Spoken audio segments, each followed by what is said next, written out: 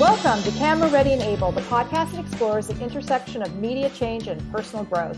I'm your host, Barbara Barna Abel, and my calling is to help you tap into your superpowers to thrive on camera and in life, and to make an impact on the world. This episode is brought to you by the word timing. Timing, simply put, is a particular point or period of time when something happens. Getting to the heart of the matter, though, timing is the skill or action of judging the right moment in a situation or activity at which to do something. Here to discuss is my dear friend Marta Ravin, who knows a thing or two or three about timing and how important it is in all aspects of life. Marta is an executive producer, showrunner, and creator who started her career as a stand-up comedian. Talk about timing. Eventually working as a writer and on-camera talent for MTV, VH1, Comedy Central, and NBC before transitioning to producing and heading up celebrated live events, series, and specials for MTV, Bravo, Nickelodeon, We, Oxygen, and VH1, including MTV's Total Request Live, Nickelodeon's Kids' Choice Awards, and VH1's Live and Love and Hip Hop Reunions. Marta has also created and developed original formats like Long Island Medium, and most recently launched the Sharpton Sisters on Fox Soul. Welcome, Marta. Thank you, Barb. Thank you. I didn't realize you needed my bio because you were gonna read the whole bio. I would have given something much tighter.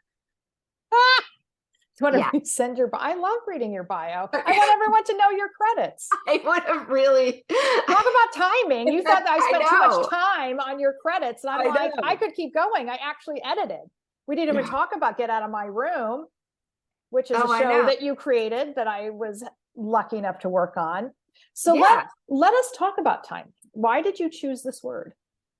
I chose this word because I think it is something that no matter what you're doing in life and what field you're in, timing matters. When you walk into a room, when you read a room, when you decide to, make a call, not make a call, just all of it, communication with anybody. If you have an agenda that you want to talk about with somebody, but they, come in and you can tell they're not really in the mood to talk about anything, bad timing, not the time to do it.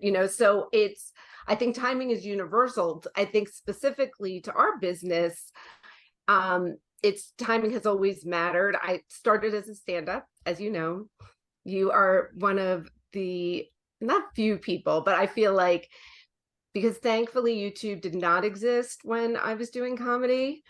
Okay, you are so underselling, because I had the privilege of seeing you just before the pandemic at was it the comedy? No, West Side Comedy Club. That was God, you're hilarious. No. That was like a one-time return to the stage. I'm saying I get it. I just want everyone to know you are really freaking funny and can tell a joke. And we're going to circle back to this, but you're one heck of a storyteller. But I also, since you brought it up, I'm going to go there because the thing is, so timing matters, and it's just such a great word to stretch all over this podcast, because so obviously timing is everything in comedy. And then I want to get into, for people to understand, it's like there's a way to land a joke. I mean, you learn about timing, and there's structure that relates to storytelling, how you understand the construction of a joke and what timing is. Timing relates to your work as a producer, because how we time out a show and what the beats are, which is part of timing. And so that relates, maybe people haven't even thought about this, that relates that if you're even developing a keynote speech or a presentation, in your job, and you have nothing to do with being on camera, but you still have to communicate, the timing matters. Not only like which day of the week you chose to pitch, or which month, or what's going on, in the industry writ large. Is this the right time to be doing this? But there's the actual, like, what are the beats? What are the order? What's the pacing? I'm obsessed with this word. I'm so glad you chose it. I had never even thought about it. Yeah, it is. It's a really big word. And I think especially even between linear and digital, because with linear television, it's always, you pad your act one. You want your act one to be longer, and you want to kind of hook them in act one. And, so by the time you go to that first commercial, you've kind of gotten as much as you can out of your audience, and that they're going to stay with you because you're trying to get that rating to keep going. And obviously those metrics don't really matter anymore in our new world. And with digital, there's no commercials. So, it doesn't seem to matter in the same way, but it does, because you want to just put your best stuff up first. You need to get them quickly. You need to just make sure that you're hooking your audience in. That wait, I want to sit with that, because you are 1,000% right. And I work with a lot of clients about that, who, especially if they come from cable or linear television, understand how in digital, we don't want the long-winded intro that then gets through. Like, you've got to tell me what we're here for. And there's also, we start with the conclusion. We're not building up. We're not doing, scripted narrative where we're playing to a crescendo and some big reveal. I want to know the ending up front, because you want to give me a reason to stick around to see how you're going to unfold it. So that timing alone. And then obviously, for anybody who doesn't know, and I love to talk about this, is the YouTube Content Creator Academy, because timing in digital, there's so many, but the metrics matter. What I mean, and that, so in digital, things are often measured in 30 seconds. Right. And are you continuing to keep people's eyeballs every 30 seconds matters? So that's just a little takeaway nugget for everyone. So let's go back to, how did you learn about timing as a comic?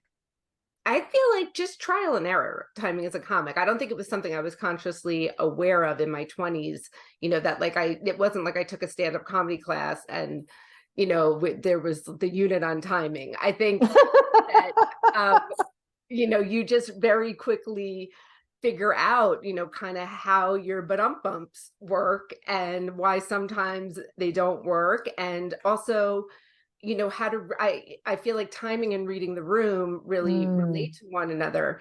I would always make sure that, I was at the club, but way before my spot, because I wanted to watch the room, because I wanted to know what I was walking into, and what had transpired before I got there, and, there are certain comics, a lot of comics, I would be doing one of the early spots, somebody like at that time in the 90s, like a Dave Attell, who was running all over town doing, 7 spots a night to make $165, would just like burst in, and it didn't matter what was going on in the room. It didn't matter. He would just burst in, and he's going to kill no matter what. And his energy was going to kill no matter what. But as an up and coming comic, I really felt like I needed to know, like who killed, who flopped, which people had already been made fun of, where I could do a callback to, if my stuff wasn't working, I could just figure out, something that had happened like 20 minutes before with the waitress, and, try to milk that for a little bit because it made the audience feel like you were part of this experience, like you've been in this with us. Okay, that's and that enormously valuable. Yeah. Did you always have a sense of this without even realizing it, even to stop thinking about now? Like, even as a kid, you were like kind of a pretty hyper aware EQ savant. It's so interesting you asked me that, Barb, because yes, I don't think I realized it, but when I was younger, at the dinner table, and even, at the Passover Seder, like I learned really quickly, when you could kind of chime in with a funny, and when it was like, oh no, they're talking about the plague, it's not the right time to make a joke. But, like there were, but that's how I was the funny one in the family. And so, and I picked my moments well. And I had, kind of an old school dad, and, it's like, I'm reading the paper, don't bother me. You kind of had to like pick your moments. And if you were going to pick a moment, you kind of had to make it, da da da da da da, like, okay, daddy, that's my time. Bye, and hopefully have his credit card by the time you walked out of the room. No, but I love this real world application as opposed to a corporate application of notion of emotional intelligence, because you're still talking about whether it's at home or, on stage, that you're literally reading the room, you're picking up on energy, you're picking up on physical cues, you're reading body language, facial expressions, and then as well as like, what's the actual conversation that's going on. Yeah. And totally, has helped me in the corporate world, just in a large meeting, like how many, meetings at 1515 in the big conference rooms. And, if you're gonna, where everyone's ideating and blue skying and brainstorming, but that's a lot of pressure. So if you're going to pick your moment to chime in with, how we're going to make the next version of The View that's not The View, for like, how many brainstorms have we had about that? You want to, you want to pick your moment, and you want it to be kind of quick and funny. And then, all right, that's my time, Wait, okay, this is amazing, because now we're getting into a really key takeaway.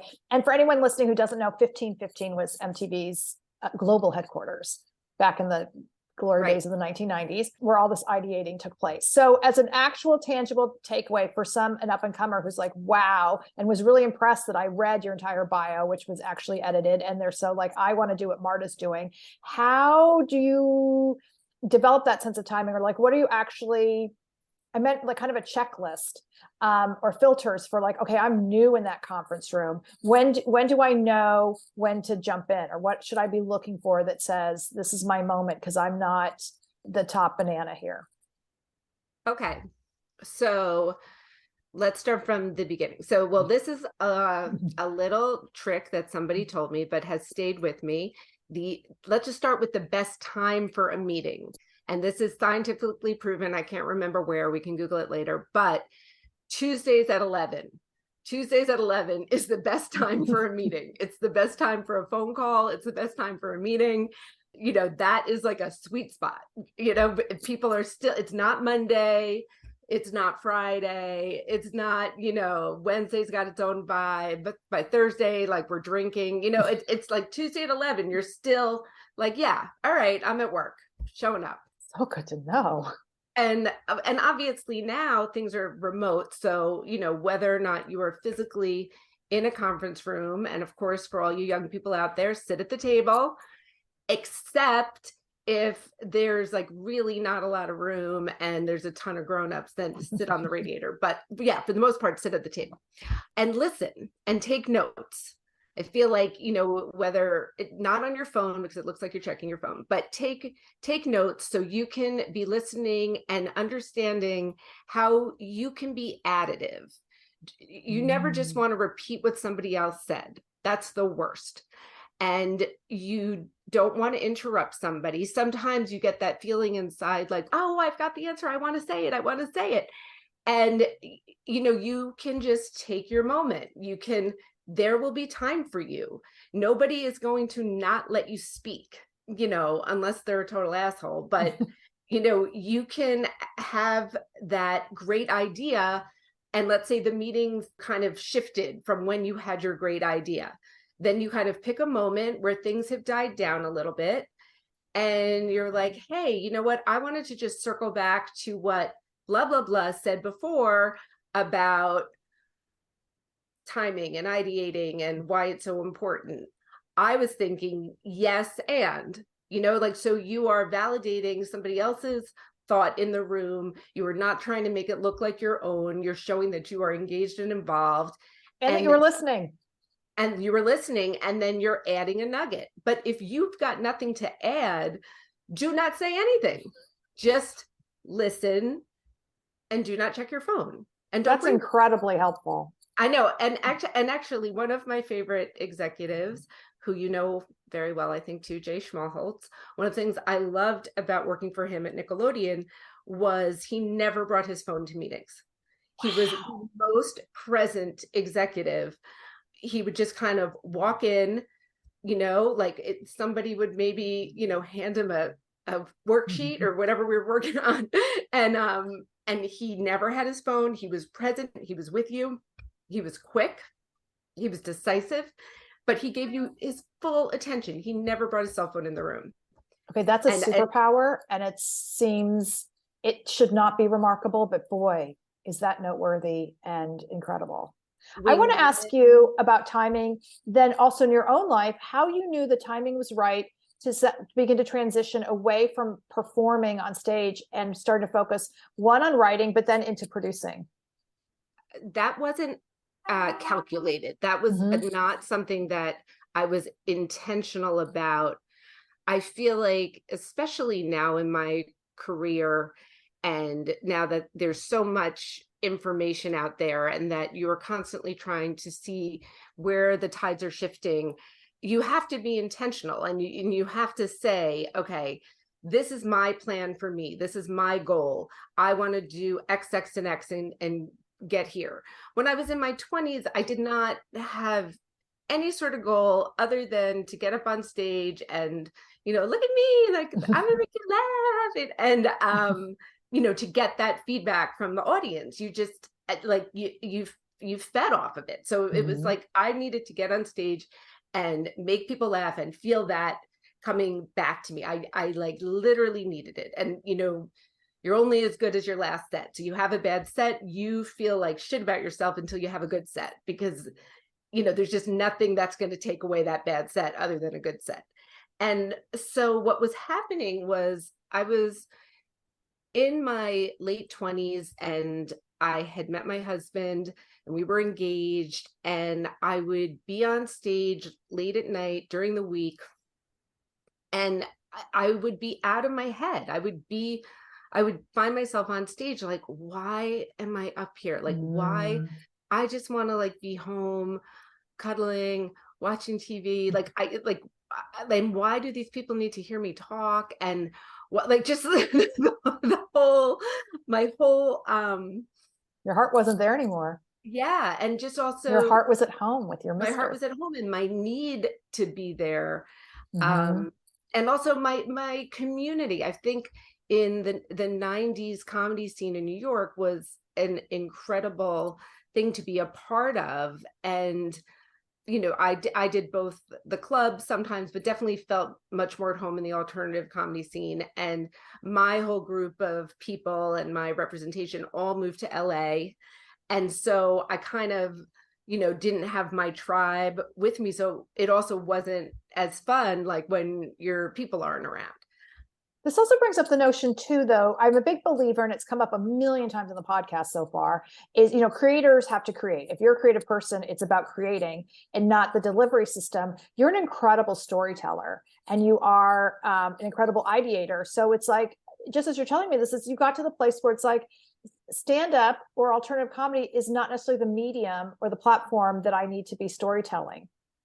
So you're actually doing what you always did, which is telling stories and communicating and lifting us up. You just keep adapting to different mediums and platforms. Yes. And I don't feel like it took me years to kind of find my own through line and look back and realize like, oh, I have been doing that. I've just been telling stories and making people laugh. That it's the same thing, whether it's on stage, in a conference room, writing a script, coming up with, 10 questions to ask Beyonce, like on TRL, it's just, it's all the same thing. But yeah, I think that, especially stand up, if you don't want to be up on that stage, get off the stage, like it's like you have to want to be up there because it's so, like unless it's, your lifeblood, which it is for so many comics, like if when you stop to need that lifeblood, and also you realize like, oh, there are these people who have these day jobs and they write and, you get this check and, there's this whole other way. We're getting like health benefits and other things. Stand-up is like the bravest thing ever. I can't even fathom having that level of courage. But also, I mean, Barb, like, how many times did I audition for you? I think also it was that being on camera and feeling like the only way that I can, make money and have a career is to either be on stage or be on camera. And I mean, your auditions at VH1 were definitely fun and in my wheelhouse. Whether I got it or not, it kind of made sense that I was there trying to do it. But when I would go on, these commercial auditions and, or just like regular acting and trying to be somebody other than Marta, I wasn't getting the parts. And what was that like for you? Because I mean, that's something we sometimes see on TV, but to describe it, because to me, it takes an enormous amount of courage. Oh, it was, the only way that I could like do the audition well was that I had to rewrite it, which I'm sure now looking back, I'm sure whoever wrote or produced, that script in the room was like, what the fuck, but that was the only way I could make it my own, was that I had to like take that concept and tweak it, to kind of, Marta Martasize it or whatever. And sometimes it worked. Sometimes they wanted that and it would be hilarious. And, maybe I booked something, maybe I didn't. But other times I just felt like, okay, why am I not, getting the Tide commercial? Am I too fat? Do they not like my smile? I became so worried about just how I looked, because if there's one line about Tide, and I'm not getting it, I don't think maybe it's about how I delivered the line, but it's also like, I wasn't cute enough. I wasn't this enough. And then you'd see whoever got it, a few months later, and it's like, oh, they wanted that girl. And then also even when my manager was putting me up for the Tide commercials, and she was like, yeah, they're looking for a young mom. But I'm like, what? I was like, you're putting me up for the young mom roles? Like, wait, I'm like, oh, wow. The sense of identity. This is who I am. What? I'm not a mom. I don't do laundry. I make out with a lot of guys, and like, I'd send my laundry out, and like I don't have a baby in the background. I was also so offended, Do you think that maybe the casting director and the advertising agency and the client were actually picking up, not that you weren't fabulous, but maybe your energy was saying, I don't believe in being the Tide mom? I'm sure. I'm sure like I was so, I would get in my head about all that stuff. And can we take a moment, just a Tide moment? Because I always want to manifest this, and you and I are into our, January manifesting with Gabby Bernstein, but I am never more than a few inches from a Tide to go stick. And it is my dream that Tide one day, sponsor the podcast. Oh my God, I love it. Putting it out there. No, I feel like, we could do a whole thing where it's like moments to go before your podcast, and you've got a little spot. And what does Barb do? Oh my God, she's about to go live on the podcast. Thank you. Let's do it. Let's do it. And I got to tell you, I have helped out so many people. Yeah, it's incredible. Yeah, there you go. Okay, moving on. Sorry about that interruption, but Tide, we love you. Okay, now moving on too, because something that you had mentioned in a note to me was about timing, was also talking about pivot culture. And it made me stop to think too, not only are we living in a world of pivot culture, but also just the rate of acceleration, which I talk about all the time, because like the 90s seems like this really long, wonderful, decade, right? Mm-hmm. And then the, 2000 to 2023, just a giant blur. Like things are moving at this warp speed. So now this is also a place where timing, and I guess being prepared in the sense of like doing whatever you can behind the scenes so that you're ready to take advantage of timing, if I'm putting that correctly. Yes, I think that there's no time, there's no room to be figuring it out as we go, or okay, it's all right, you'll just kind of wing it. And I think that no matter what business you're in, it's expected that you're going to go to a website and you're going to click on something and it's going to entertain you, whatever it is, whether it's, a new kind of Tide, whether it's you're hosting reel, whether it's you're producing reel, whatever it is, that it just has to grab you, or people are on to the next thing. We have so many screens going, we have so many tabs going, and it's kind of like, what is going to grab me? And I think that what I never realized as when I was younger was to really like look at myself critically like that, and to, just always say to yourself, okay, if I was the viewer, if I'm the person turning this on, if I'm the person, I think about it sometimes, if I send an email to somebody that, I'm reaching out to for the first time, or trying to connect with, or trying to kind of bait them into a conversation or a pitch, or just like whatever it is, sometimes I'll just write the email, put it away, and then be like, okay, pretend that you're that person. Now open the email and, and, and just to see like, what does that feel like? What does that subject line feel like? What does that look like on the page? Oh my God, why did I write so many words? Like, this person doesn't know me. Why would I put like 3 paragraphs of blah, blah, blah, blah? They're not going to read it. Like, it's too much to read. And just kind of to be able to look at what you're putting out there and and think about people's attention span and just assume that nobody has time, nobody cares, and if you've got to make your point quickly. That is so well said. Wow. I feel like it took too long. I think it took too long. I feel like I lost people after the first 5 seconds.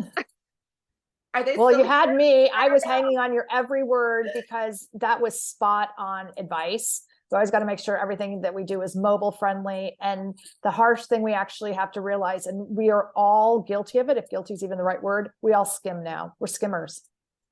So every word has to count. And this is a plug for the book that Axios put out called Smart Brevity. I recommend it to everybody. I'd love for them to sponsor my podcast too. But it just came out at the end of last year, and it's really about adapting your written and oral communications, whether it's podcasts, presentations, emails, anything, to contemporary life effectively. Oh, that's so interesting. And to your point, it's about like also know what your word count is.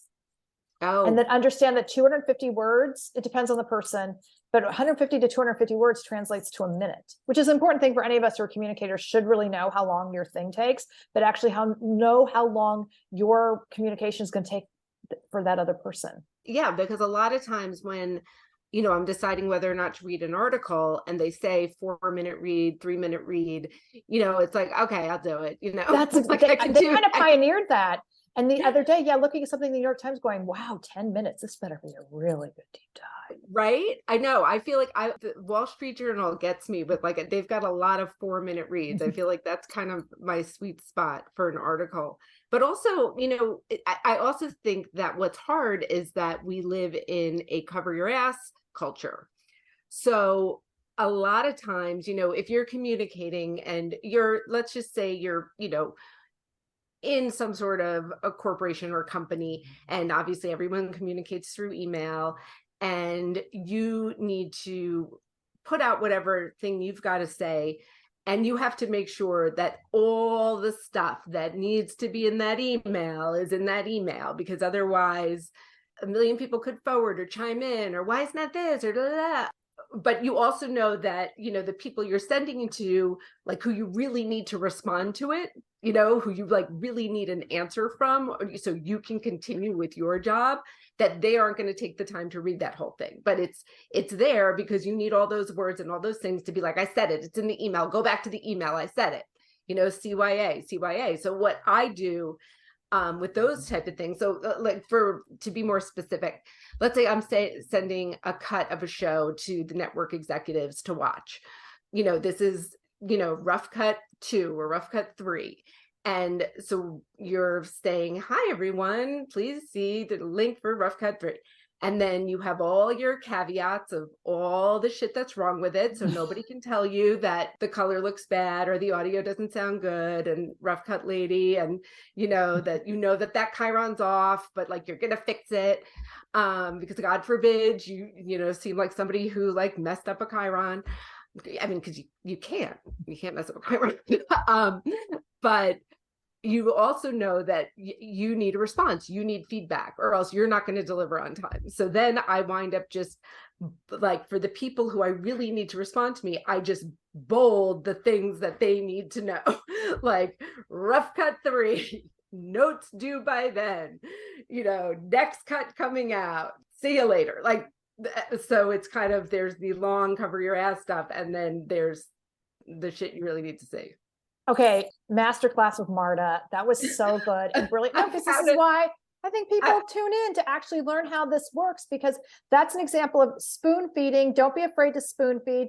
There are 2 things, because you're getting what you need, but you're also making your reader's life easier. You're actually directing them so they don't have to go through all this gobbledygook and try to figure it out. So you're much likelier to get the result you want by directing people where you wanted them to go, and you made it easier for them. I'm also a big believer, not only in the bold, but the bullet point, key takeaways, pay attention to. I know you're so good with the bullet point. I struggle, and it's so funny because you're the queen of formats in television. But but no, I know. And it's funny because but formatting an email, that's very funny, Marta. Like it's just, I gotta I mean, what's horrible is that my initial response is like, I gotta bring in a kid to do it. I gotta get the PA, but there's no more PAs. I mean, there's no, I would literally need to have like a PA, sitting next to me in my home at all times, just to help me with the computer and help me, with the phone. And I mean, sometimes that can be my kid, but it used to be at work, you just pick like the youngest person and be like, could you come here for a sec? Okay, that's fabulous. Because one, you have to know what your strengths are and play to them. And two, it's now we're manifesting that your sidekick, who your virtual person, is always going to be there to translate your ideas and visions into a beautiful formatted email or memo or something. Would you come back? I love this. I could talk to you all day. I could literally talk to you all day. You're welcome anytime. And you know what, if you promise, because I would love you to come back and walk us through idea to execution in creating a television show, because you've done it so many times. And I got to tell you, the Camera Ready Enable universe would love it. Oh, I would love that. I can. Yeah, that I can do. I can't format an email, but sure. This is fantastic. I love you. Thank you so much. And I want to thank you for listening to Camera Ready and Able. If you are interested in coaching for you or your team, please shoot me an email via my website, ableintermedia.com. And please be sure to download my free ebook, 12 Tips for Success on Camera and Off. And as always, please be sure to subscribe if you haven't already.